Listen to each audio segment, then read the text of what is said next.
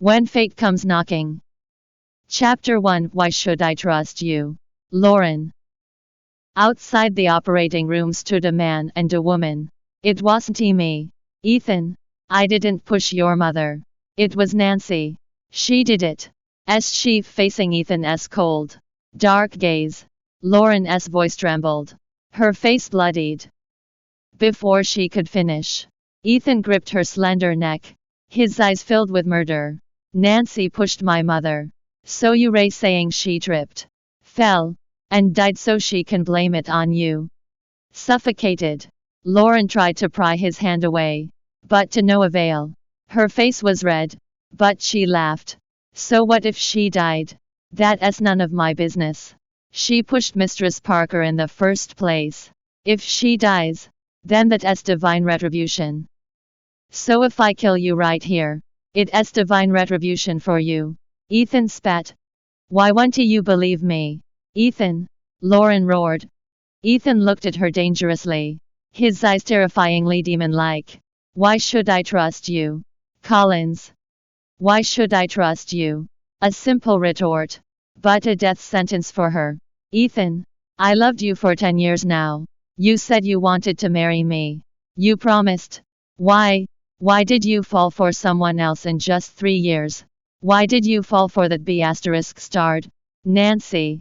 Lauren bit her lip. And she was almost out of air. Right when she thought Ethan would asphyxiate her, the operating room's door was opened. Ethan tossed her away like a rag doll. Lauren's head slammed against the wall, causing her to bleed from her forehead. After she stood up, the doctor made a solemn announcement. I am sorry. Mistress Parker fell down from a dangerous height, and the impact caused an internal bleeding in her skull. She has passed. As for Miss Xeno, her surgery is successful, but she is still not out of the woods. Lauren felt her whole world collapse and plunged into darkness after hearing the announcement. A moment later, the doctor handed Ethan a photo of his late mother, Jonathan, clenched tightly. Mistress Parker held on to this tightly even in death. After Ethan took the crumpled photo and opened it, he saw 2 people entwined in it. Hate flashed in his eyes. Then he looked at Lauren. You're a real slut, Lauren. All the color drained from her face. Then Ethan tossed the wrinkled photo to the ground. When she saw what the photo was, Lauren froze up. A chill ran down her spine. But it was not from the cold. The ones in the photo were her and Ethan's brother, Elliot. When did this get taken? I never knew about this. Why? How? Before Lauren could snap out of it, Ethan gripped her neck again. You killed my mother for this, Lauren. He sneered. No, I didn't. I didn't push her. I don't know how this got taken. I don't, Lauren roared. You know I only love you. Love? Ethan sneered at her, his eyes filled with disgust.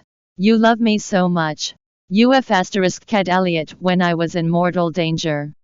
I did not. Lauren paled even further, which should not be possible. She held back her tears, refusing to show weakness. I saved you 3 years ago. Remember? Back in that hut in the village. Welcome to download the Bravonovel app.